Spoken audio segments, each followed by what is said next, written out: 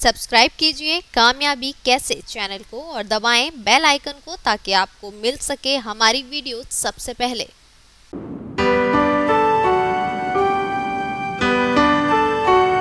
जब नाव जल में छोड़ दी तूफान ही में मोड़ दी, दे दी चुनौती सिंध को तब धार क्या मझधार क्या। जब दे दी चुनौती सिंध को तब धार क्या मझधार क्या।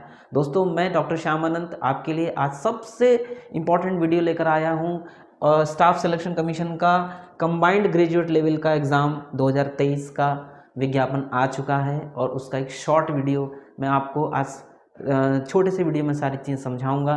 लेकिन इसी बात के साथ कि अब चुनौती सिंध को दे दी है आपने, अब आपको हर हाल में जीत कर दिखाना है। तो आइए कंबाइंड ग्रेजुएट लेवल के बारे में चीज़ें हम थोड़ा क्रिस्प में जान लें सब चीज़ों को। सबसे पहली बात कि 3 अप्रैल से लेकर 3 मई तक इसका फार्म भरा जाएगा। Last date and time for receipt of online application 3 मई रात 11 बजे। इसलिए मैं सबसे पहले यही कहूँगा आपसे कि आप लास्ट डेट का इंतज़ार मत करिए। सबसे पहले जाइए, यदि आप मेरा वीडियो देख रहे हैं तत्काल आप जाइए और बिना किसी देरी के फार्म भर के आइए। Last date and time for making online fees payment जो कि जनरल कास्ट के लिए 100 रुपये का, बाकी कुछ रिलैक्सेशन है, 4 मई है। उसके बाद last date and time for generation of the offline challan, ये 4 मई है, ठीक है, रात 11 बजे तक। Last date for payment through challan 5 मई तक आप चालान के थ्रू जमा कर सकते हैं। इसके अलावा window for application form correction के लिए आपको 7 मई से लेकर 8 मई तक रात 11 बजे तक विंडो खुली रहेगी। यदि आपने कोई उसमें गलती कर दी है तो वो करेक्शन के लिए ये 2 दिन वेबसाइट खुली रहेगी। और टीयर 1 का जो एग्ज़ाम है, टेंटेटिव शेड्यूल है अभी, ये जुलाई 2023 में टीयर 1 का एग्ज़ाम होगा और टीयर 2 का नोटिफिकेशन बाद में आएगा। तो सबसे पहले चीज़ ये समझ लीजिए, 3 अप्रैल से फार्म भरे जाने शुरू हो गए हैं और 3 मई तक भरे जाएंगे। आपको बिल्कुल भी 3 मई का इंतज़ार नहीं करना, सबसे पहले आपको इसका फार्म भरना है। आइए शॉर्ट में मैं समझा दूँ आपको क्या क्या है इसमें। सबसे पहले कौन कौन सी पोस्ट हैं, आइए सबसे पहले वो जान लेते हैं। तो इसमें जो लेवल 8 की जो पोस्ट है, असिस्टेंट ऑडिट ऑफिसर और assistant account officer, Indian audit and accounts department में, CAG में। तो इसका एज लिमिट आप नोट कर लीजिए। वैसे तो विस्तृत विज्ञापन में सब कुछ है। ये गजेटेड पोस्ट है ग्रुप बी की, तो देखिए बहुत महत्वपूर्ण है ये असिस्टेंट ऑडिट ऑफिसर की, जिसके लिए एज लिमिट 18 से 30 है। ये ग्रुप बी की जॉब है, गजेटेड पोस्ट है।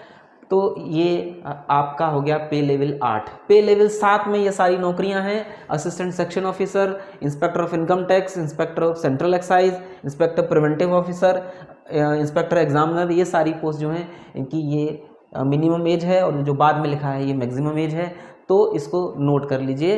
इसके अलावा ये लेवल 6 की जॉब है। लेवल 6 में assistant section officer, executive assistant, research assistant, divisional accountant, sub inspector, junior intelligence officer और जूनियर स्टैटिस्टिकल ऑफिसर, ये सब ग्रुप बी की जॉब हैं। ये 18 से 30 इन सब की नियरली एज लिमिट है। उसके बाद लेवल 5 में आप जाएंगे तो ऑडिटर और अकाउंटेंट की जो पोस्ट है, जो ग्रुप सी की पोस्ट मानी जाती है, उसके लिए मिनिमम एज है 18 साल और मैक्सिमम है 27 साल। लेकिन एज की गणना कब से होनी है वो ज़रा ध्यान से देखेंगे।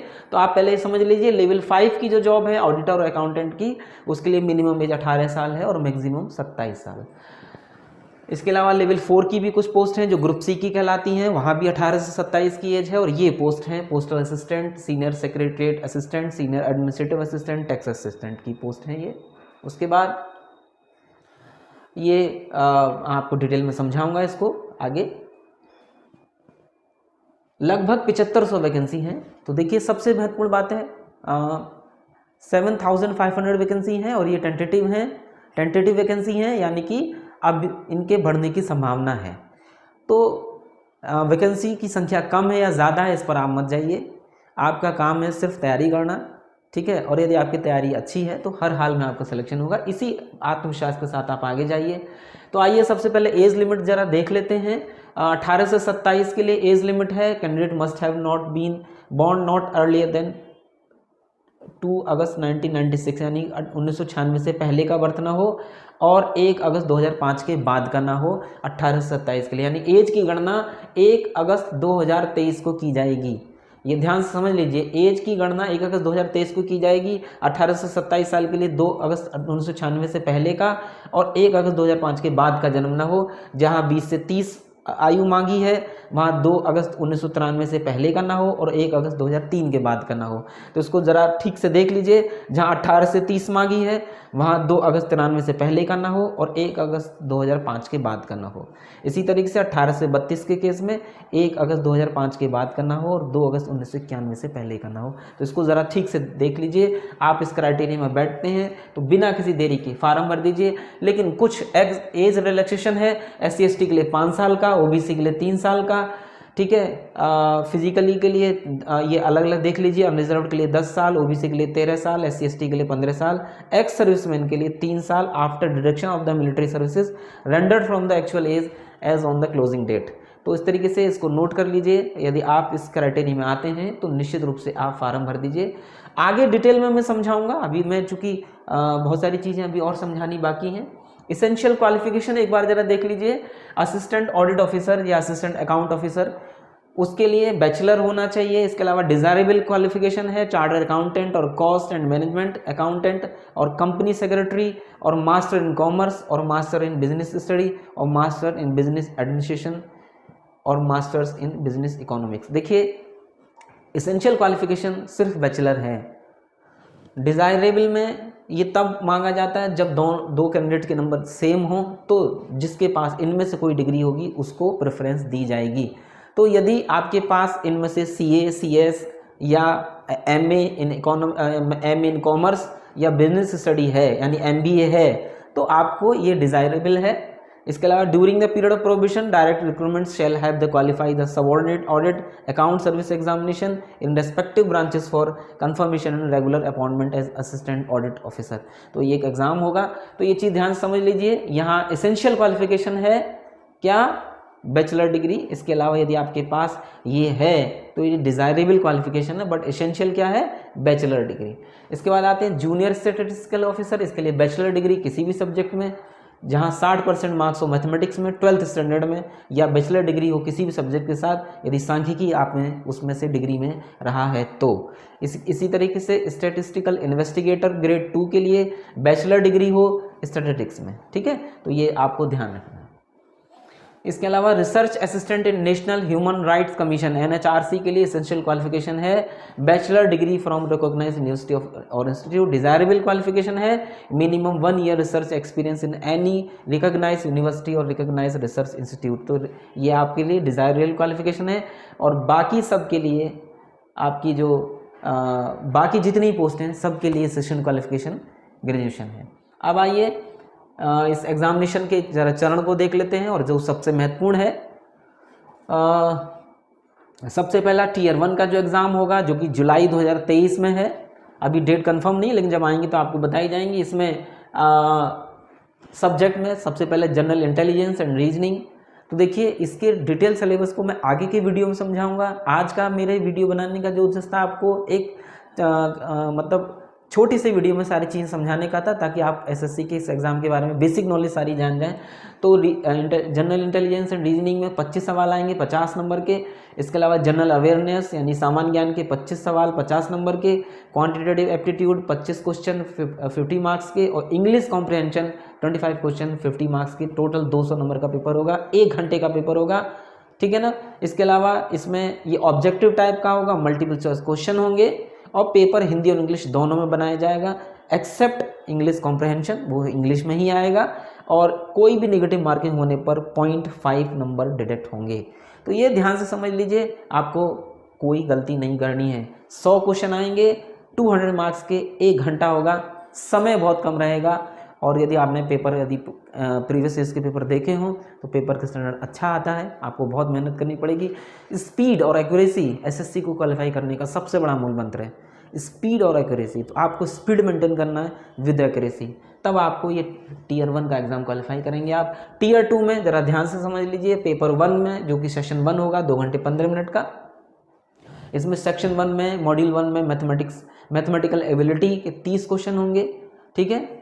और मॉड्यूल 2 में रीजनिंग और जनरल इंटेलिजेंस के 30 क्वेश्चन होंगे। इस तरीके से 60 क्वेश्चन होंगे और ये 180 नंबर का एग्जाम होगा। उसके बाद सेक्शन 2 में मॉड्यूल 1 में इंग्लिश लैंग्वेज और कॉम्प्रिहेंशन 45 क्वेश्चन होंगे और जनरल अवेयरनेस के 25 क्वेश्चन होंगे, यानी इस प्रकार से 70 क्वेश्चन होंगे और हर क्वेश्चन 3 नंबर का होगा, यानी कि 210 नंबर का एग्जाम होगा।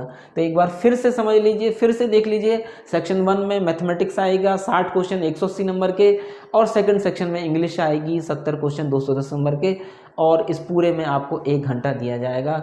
इसलिए ध्यान समझ लीजिए, बहुत कम समय है, बहुत सारा आप देख रहे होंगे कि यहाँ स्पीड और एक्यूरेसी फिर एक मूल मंत्र के रूप में उभरता है। सेक्शन 3 में कंप्यूटर नॉलेज के 20 क्वेश्चन होंगे 60 नंबर के, ठीक है, और हर मॉड्यूल के लिए आपको मिनिमम 15 मिनट मिलेंगे, ठीक है। उसके बाद सेशन 2 में जो 15 मिनट का होगा, इसमें session 3 module 2 data entry test module, ये 1 डेटा एंट्री टास्क होगा, ये मैं आपको डिटेल में समझाऊंगा आगे क्या है। इसके अलावा पेपर 2 स्टैटिस्टिक्स का होगा 100 क्वेश्चन का 200 मार्क्स का, और उसके अलावा पेपर 3 होगा जनरल स्टडीज़ 100 मार्क्स का 200 नंबर का। ये दो घंटे के पेपर होंगे सारे।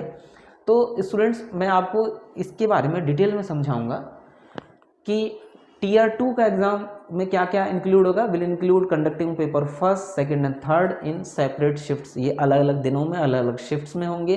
पेपर 1 सबके लिए कंपलसरी है, पेपर 1 सबके लिए कंपलसरी है, देख लीजिए, ध्यान से समझ लीजिए, पेपर 1 सबके लिए कंपलसरी है, ठीक। इसके अलावा इन्होंने डिक्लेयर किया है कि paper 2 will be only for those candidate वो apply for the post of junior statistical officer in the ministry of statistics and programme implementation and statistical investigator grade 2 in the office of registrar general of India.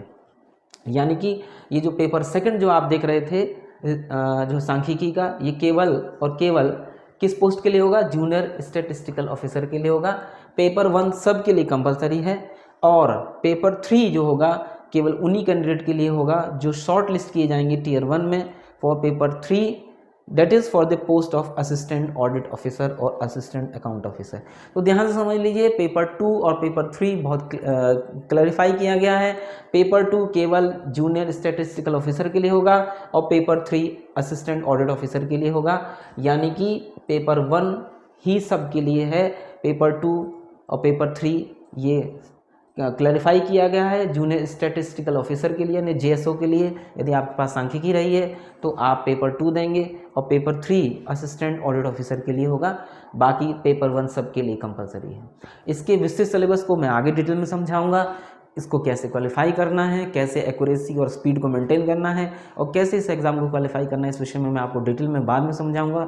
मेरा आपसे सिर्फ इतना कहना है कि दोस्तों, मैंने आपको कट शॉर्ट में सारी चीज़ें समझा दी हैं कि ये एग्ज़ाम में कब होना है, इसकी डेट और सारी चीज़ें मैं आपको समझा दिया है।